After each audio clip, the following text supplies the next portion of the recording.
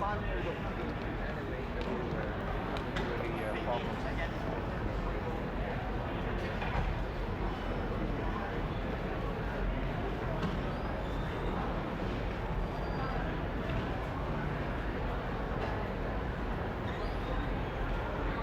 everyone, my name's Tyce.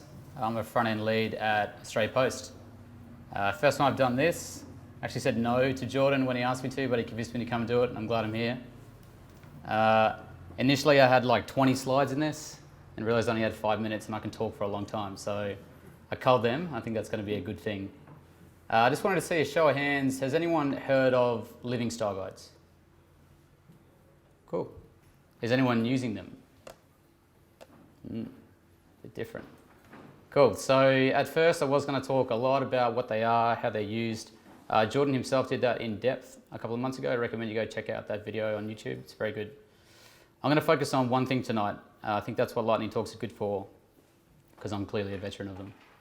I'm going to talk about the way that we deliver our living style guide at Australia Post to quite a few teams. All right. So that's me. Feel free to hit me up on Twitter if you've got any questions about this sort of stuff. If you're curious or you want to know how we're doing things, happy to help.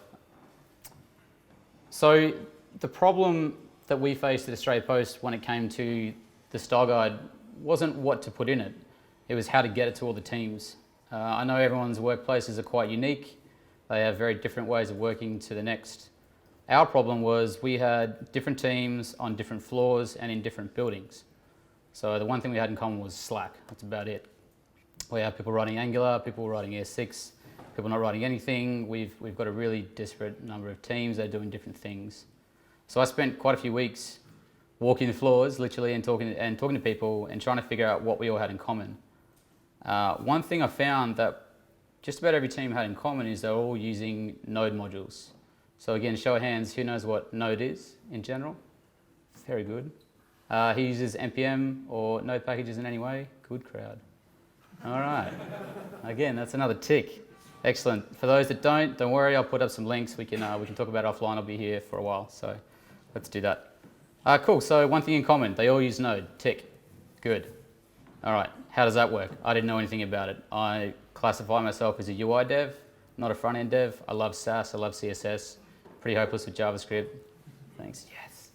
But I got a lot of really good devs in my team that are guns at it. So I just went and talked to them and just said, how can we do this? How can we build a module that we can share, contribute to, talk about, pull down into your project, either in bits or in full. So that's the guts of what we're doing at Australia Post, and that's what I'm going to talk about tonight. Cool. So one of the first things we faced was some corporate governance around how we deliver it. We have a bit of a closed network at Australia Post. We have some stuff that's internal, some stuff that's not, but most of it is internal. That brings me to the next bit. So building the module itself isn't difficult. I can come back and talk for ages about how we do it and what goes into it, but something I wanted to highlight for us was that we couldn't just use the NPM registry. We don't have an enterprise solution for that. We had to use Nexus. For anyone that knows what that is, it's pretty tricky to work with. It's not really designed for this. So we faced a few barriers with that. We overcome that and figured out a way to publish to Nexus and then get it down into the teams. We'll talk about that shortly. One thing that we do at Australia Post that's a little unique as well is we don't serve the style guide in any way using SC5 or any other style guide methods built upon the tech itself. What we do is we output the CSS to a public server and then point at it using a service called Frontifier. If you're a startup or a small company, or you just want to try and prove the point about how visual style guides can help your company or your brand, check it out. I think it's Swedish or Swiss. There's a free tier, but they're a really good way to start. I wouldn't necessarily say it's the best solution or the longest term solution, but for us, it was that MVP kind of beta stage thing. We just had to get something up. So check that out. This is a little graph. I'm not very good at graphs, but I wanted to just outline something that we're all aware of, which is the build, test, deploy kind of thing, and then what happens when we're finished with our module. So whether we do a patch or a minor or a major, we bump and then we push, and it does two things. So it goes out to Nexus, which in this case could be NPM, could just be the registry itself. It gets published, there's a hook in there that updates the Slack channel that everyone's subscribed to that uses the style guide, they get an update. It says, hey, it's just been bumped. Here's the change log. Here's the thing or things that have changed. And then the teams get to do the magical thing where they choose. They choose whether they want to update to that or they want to stay with their stable one.